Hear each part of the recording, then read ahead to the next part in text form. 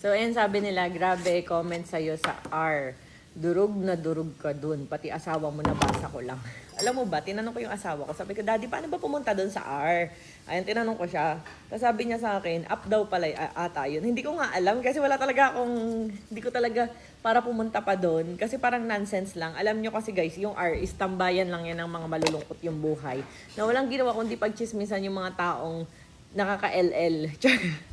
'Di ba? Kumbaga, kasi kung marami kang time, sigurado wala kang ginagawa sa buhay mo. Like, pag-uusapan mo yung ibang tao. Alam niyo, marami nga diyan. Sabi ko, grabe ka fake news ng mga nai-screenshot kino-comment sa akin.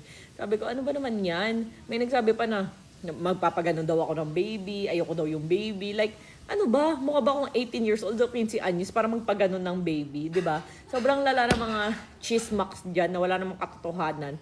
Tapos wala daw yung sa tiyan ko si baby. Ayan, kaya isasama ko kayo sa journey ko. Hanggang ngayon, nandito pa rin to. At kung ako'y Maras PA, huwag kayong mag-alala. Kung pwede magla-live ako para alam nyo na hindi ko ginusto na makunan tayo. So, ayan.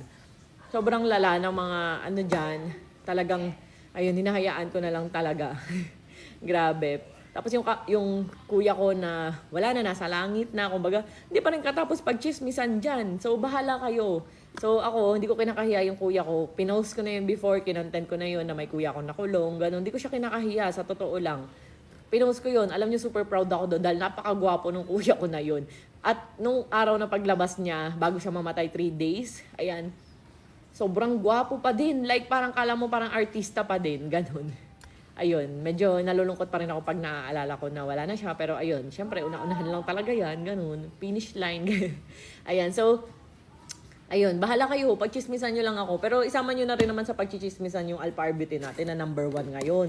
Syempre, dapat yung mga nagchichismis-chismis. Yung number 1, ang pagpupuusan. Ayan, alpha-arbutin. Ito kung gusto nyo mabilis pumuti, kuminis, i-check out nyo to. Treat Plus Whitening Booster Thailand Formulation.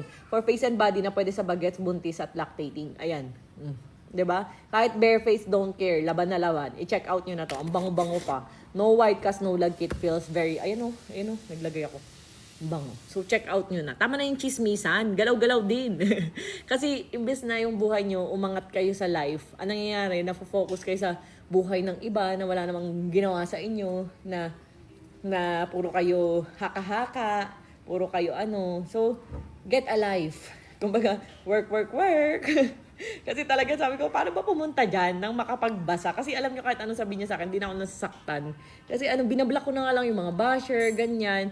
Sa totoo lang, binablock ko na lang din. Tapos may admin din ako na nagbablock din sa account ko. Hindi ko na nababasa din yung mga comment. So, pag ginanahan lang ako, minsan nagtitingin ako.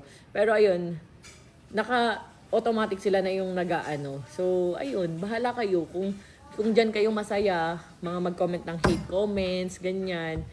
Alam niyo yung parang lahat ng issue sa buhay ko, pinag-uusapan nyo. Wala ba kayong issue sa inyo? Diyos ko pa. Baka nga, alam niyo ako, wala talaga akong sa buhay or kinakatago or sasabihin natin baho, ganun. Kasi sasabihin ng iba may kapatid daw akong ganun. Naman, kapatid ko naman, yun din naman ako, 'di ba? Parang saka sa lahat sa pamilya, meron talagang isang pasaway na naligaw ng landas, ganyan. Alam niyo naman yan, kahit sa pamilya niyo na rin naman, meron din ganun. So, ewan ka, hindi ko maintindihan kung bakit. Saka wala na yung tao, wala na yung kapatid ko, pinagchichismisan niyo pa. Ano ba naman yan? Grabe naman yan. Multuhin sana kayo nun. Charis.